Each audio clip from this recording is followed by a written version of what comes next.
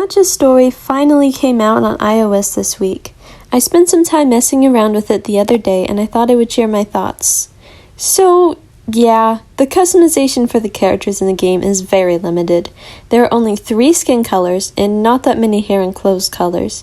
And it's not just the colors that are limited. Hair is limited, clothes are limited, eyes and mouth are limited, accessories are limited. I mean, look how ugly Gacha Story Fern looks, haha. The pose the character is in is directly tied to the outfit, which is really annoying.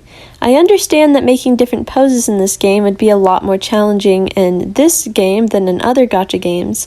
I mean, just think about Gacha Life 2. Because of the way the clothing is attached to the different body parts, you can move the arms and legs around a lot, and the clothes still look fine, at least for the most part. But the more detailed art and dynamic poses makes things much more difficult. I mean, look at these 2 poses next to each other. You would have to completely redraw all the clothes to fit all of the poses. I think it would be worth doing, but I understand that it would take a while. I really struggled making Luna, not only because the game didn't have any wings, but also because the outfit I really liked for her had a pose that didn't fit her character. I had to choose a different one. You can give each character 6 different sprites for different emotions. I interpret them as being default, speaking, shocked, flustered, sad, and angry. Even though these are the symbols, you could technically make them anything. I think this is a neat concept, but I really struggled to make these emotions for my characters because I was very limited in terms of facial expression customization. Also, because I have both of my characters' 2 face accessories used already, I couldn't make them blush or cry. There were some eyes that had blush, but I'd prefer to keep the same eyes or at least have more choice over the eyes. Now, the really great thing about this game is that it doesn't actually matter as much if the in-game customization is crap. Why? Because you can literally just import your own images. You could use Gacha Life 2 and all of its amazing customization powers, take 6 transparent images of your OC with different emotions and even poses, and stick them into the game. If you think about it, this means the customization is technically even higher than Gacha Life 2, because with Gacha Life 2 you're limited to the assets there. You can make a character in Gacha Life 2, or a different gacha game, it doesn't really matter, edit it in a drawing app, and then import it. That would be so cool! Heck, forget gacha! You could draw or commission your own sprite. This kind of feature wouldn't make any sense in other gacha games, but it makes sense in this one, since this one is a visual novel creator. In my mind, it's not as much about the character creation as it is about the visual novel making part. So yeah, let's finally talk about that. I'm going to be honest, I'm not an OG. My first gacha game was Gacha Life. Gacha Club was already out, but I just installed Gacha Life instead of Gacha Club for some reason. That game had a skit feature similar to this one. I hear some other older apps do too, but I haven't looked at them yet. I really like that feature and was happy to find that this was a lot like that. I know some people had mentioned that this game, unlike other gacha games, doesn't have a tutorial. I always skip tutorials, so I didn't mind. It was a little confusing at first, but I figured it out pretty fast. You know, tutorials are always nice for people who have the patience to put up with them, unlike me. I think a few things that it took me a moment to figure out was how to choose which character is speaking, and what the difference between choice and in-route choice were. I feel like after clicking all the buttons around, it was pretty self-explanatory. I actually had a lot of fun making a little story with Fern and Luna on there. Besides the pain of typing with a landscape phone keyboard and me getting annoyed when I had to change pages, it was a pretty good experience. I could easily change the different emotions for the sprites by clicking the little people icon, as well as who was speaking. The backgrounds were honestly much more useful than the ones in Gacha Life 2. I know there was an issue where Lunimi added AI backgrounds to the game by mistake. They updated the game to remove them, although I hear that they may have missed a few. Either way, I'm just glad they acknowledged it. Also, this game has the long-awaited background import feature. Finally! Now please add it to Gacha Life 2 before I go crazy! There's also a music and sound effects feature. That's pretty cool, although I was in public when I was playing the game for the first time, so I didn't have any sound and didn't use this feature. Just looking through and listening to them, they do seem pretty solid though. I think the interactability of the stories you make on this game is really cool. It plays just like a visual novel. There's less focus on animation, much more emphasis on storytelling. I found the game pretty simple to understand, and I'm sure anyone could use it.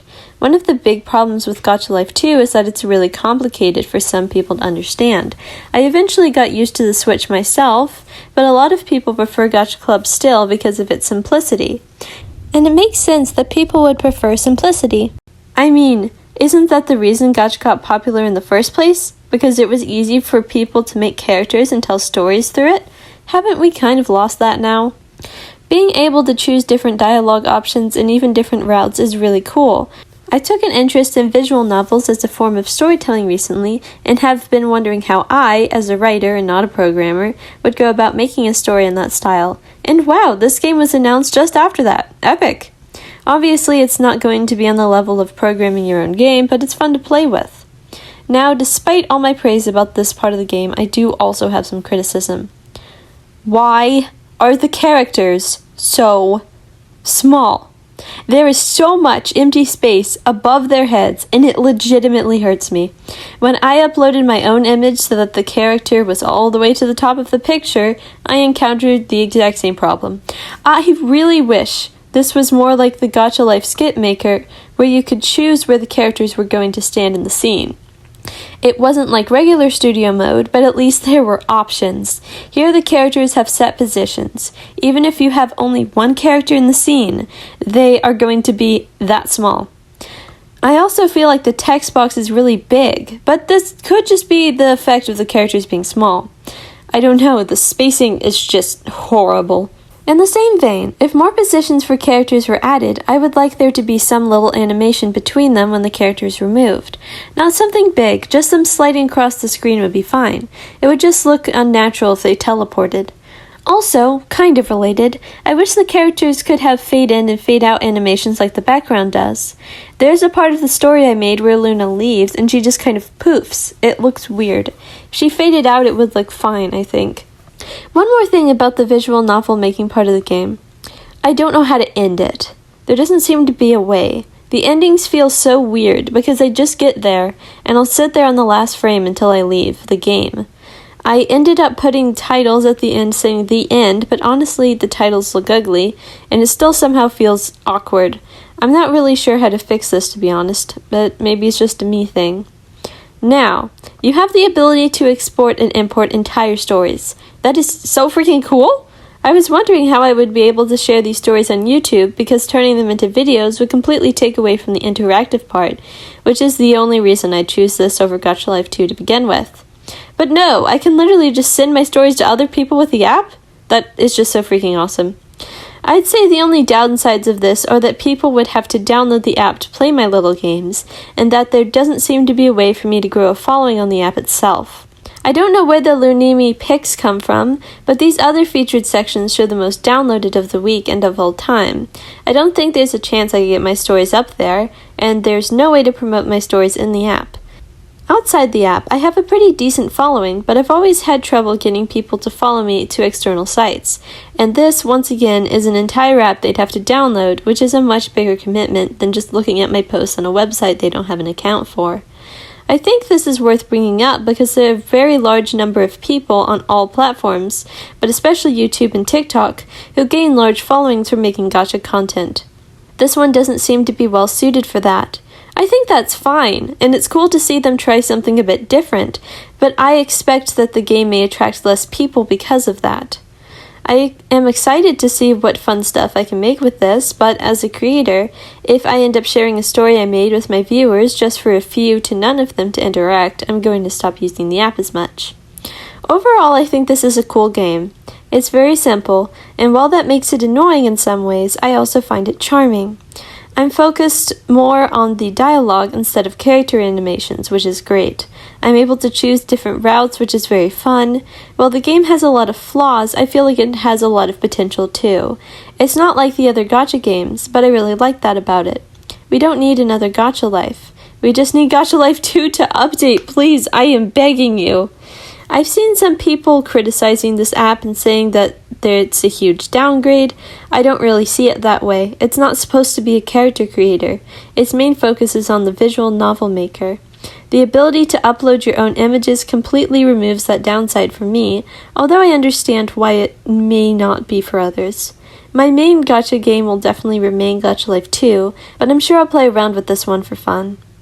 So yeah, that's all I have for this video. I'd love to hear your opinions in the comments. Just remember to be respectful towards the people who worked on the app, and to be kind to everyone else you're talking with in the comments. Basically, just don't be a meanie. I'll see you guys there!